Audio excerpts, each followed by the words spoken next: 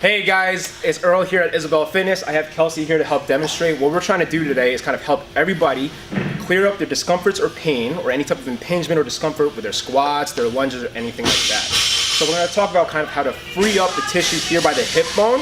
We're going to talk about how we could help get in depth with our squat a little bit more and just like ease those discomforts. So what we have here is this blue mobility ball here. You can find it in the basket over there, close to the edge of the gym. Okay? I can't promise it'll always be there. Somebody might be using it. Anyway, so what we're gonna do is clear up this space here. So Kelsey's gonna get onto the floor, put this ball on top of the hip bone. So we have two hip bones over here. We'll start off on the top. So Kelsey's gonna lay down, okay? And as she's laying down, she's gonna put that side, that leg straight, and the other knee up. So what I'm gonna show is on my side here where the ball is at. The ball is right above the hip bone here, and as she's there, she's gonna take a deep breath in, and as she exhales, she's gonna imagine the ball squeezing deep into that soft tissue, right? Now she could stay there for a certain period of time just to help release all that, or she can move side to side, right? So she's clearing up all the soft tissue in this area here. Now, let's say it's too uncomfortable, right? So she could back off the weight by pushing up a little bit more with that left knee, or if she raises the left knee, or off the floor rather, she'll put more pressure onto the ball. Okay, now let's say after 2 minutes she's cleared up all the space here, she could take the ball, pull it more towards the belly button, and then she could slide down the ball here towards the bottom of the hip bone here. Now, as she's underneath here, she could go side to clear up all the hip flexor muscles over here. So ideally you want to clear up these soft tissue muscles here, or circulate for at least 2 minutes, just clear up all of that space. So she's doing this here. How are you feeling? Okay, so there's a little bit of discomfort, right? If there's any extreme pain where you need to stop, then back off. But if it's just, kind of that soft tissue release that you feel from regular foam rolling or any type of, mobility clearance, then you're good to go. So after 2 minutes is up, now we kind of want to open up that joint a little bit. You ready to get up? Yeah. Okay, good. So now that we've worked on clearing up the soft tissue with a mobility ball, we're going to try to work on distracting the hip joint. So what Kelsey's going to do is she's going to take the band, wrap it around the beam here. The way you do that is kind of just slide this one through the other end, okay? Make sure it's nice and tight so there's no sliding off of it. She's going to take her right leg and put it inside, okay? And now she's facing you guys, but ideally to distract the joint, I want her to face me. So she's going to turn 90 degrees this way. Now, the tough part about this is that this band could pull you back towards the beam so you could be unbalanced. So what I want her to do is get onto her left knee. So she's going to drop that one back as if she's in a lunge. Now, you don't really feel any distraction right now, right? So you're going to slowly inch yourself a little bit this way, side by side. Now you feel a little bit more pull. It's a little bit harder, right? Yeah. So her right hand, she's going to take it, put it in front of her knee and shin, right onto her ankle here. And we do this mobility usually before we squat or any type of lunge. And she's going to bring her hips forward. As she brings her hips forward, she's getting deeper into that hip flexion, which helps us get into a deeper squat. While she's doing this, I want her right elbow to push her knee out, and she should feel a good amount of clearance in the front part of her hip. Ideally, 10 to 20 times would be good. This is great before you do any squats, any lunges, any deadlifts, anything that gets you into a deep amount of hip flexion and coming back up. So after you've done about 10, we'll get back up. The way you see if this really helped is 1, when you get into your squat, when you get into your lunge, if there's less discomfort, and 2, if you get into the deeper part of the squat, you feel more space. Oh, yeah. It's nice and open now. There you go. So what's the next band under this green one? Purple or red. Okay, The reason why I like this one more is because it's like a wider surface, right? Because you could tell the difference if you use like a lacrosse ball versus a foam roller, right? It's like a smaller surface area. The smaller surface area is more of like a pinchy type feeling.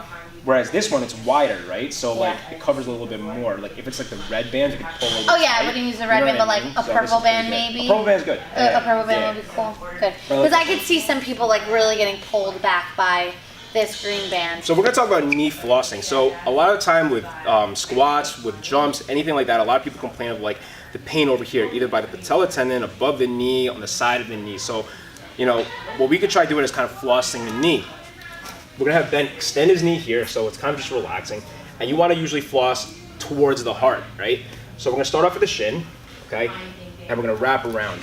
Now, every time you wrap around, you wanna cover at least half the inch or half the space of the voodoo floss every time you go up. So I'm going up here. It should be a little bit of tight, about 50% of pull, and you're gonna go around. Now, I usually do not cover the kneecap. I'll usually space that or let that stay visible, and then I'll go right above it. You okay? Yes. All right, perfect. So I'm coming up all the way around, and I'll usually wrap it. You could wrap it behind or in front, so right here I'll just wrap behind. Like that, so it comes down. Now from here, we want to work on the different ranges of the squat. So I'll have Ben get up. And I could either have him squat, but because we have the bench here, I'm gonna actually have him step over here on this side. You're gonna face me, and you're gonna put your left foot up here. Now what he's gonna do, he's not actually like performing a squat, but he's actually gonna get into that deep knee flexion. So you're gonna bring your knee forward just like this, and back. And we want to do this for anywhere from 1 to 2 minutes, as long as he's not having any numbness or tingling down here, as long as there's no serious discoloration or you have any numbness or tingling down the leg. So he's good right now. And it's pretty much just squeezing all of this soft tissue and shearing it to help mobilize. So if any soft tissue is kind of like adhered or stuck, that's usually where everybody feels like that discomfort, right? Just going back and forth at different ranges. And kind of like, you know, when we go into the squat, we want the knees out cue. So he's gonna bring that knee towards the pinky toe here. Boom. Just like that.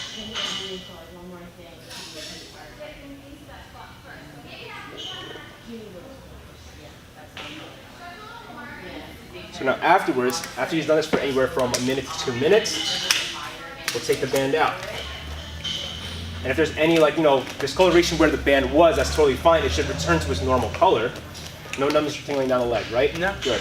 So ideally, after you do this, you want to feel some type of relief in your deep squat, less discomfort, less pain. And I know during pistols, this would be really good to do, okay? The next thing I would do after the soft tissue work would be distracting the knee or gapping it with knee flexion. So we could either do it with a towel behind the knee. So we'd put the towel behind the knee here, okay? And what he's doing is spacing out the front part of the knee. So he's putting a lot of pressure through his thigh into the calf. And you actually feel that spacing here, yes? And he would come back, right? And just rocking back and forth. Because a lot of our movements, they're not really static, they're dynamic. So I usually like gapping the knee this way so it gets used to that movement. Now, let's say there's no towel around, right? We'll jump off this. You could take the band that we use for the hip distraction and you could step inside of it. So Ben, face the beam. Yep. And you're gonna take steps back. Go ahead, keep going back, keep going back, keep going back. And what he's gonna do is keep his foot flat on the floor here, right? And now you're gonna bring your butt down and your thigh towards the calf. So you should feel it pulling. Now if you don't feel it pulling, go back a little bit more. You feel it pulling though? Yes. Good, so you should still feel that gapping in the anterior part of the knee. And again, be more dynamic with this one, right? So forward and back, forward and back. And this is similar to like, you know, any therapist really taking your shin and pulling it forward to help distract it or open it or mobilize the knee. You're just doing it on your own. Now, if you don't feel any relief with any of these mobilization techniques, then okay, fine. You probably need more of a serious consult from there. But if you're having your general aches and pain or discomfort, or you're just having mobility issues, well, then these are things you could do at home.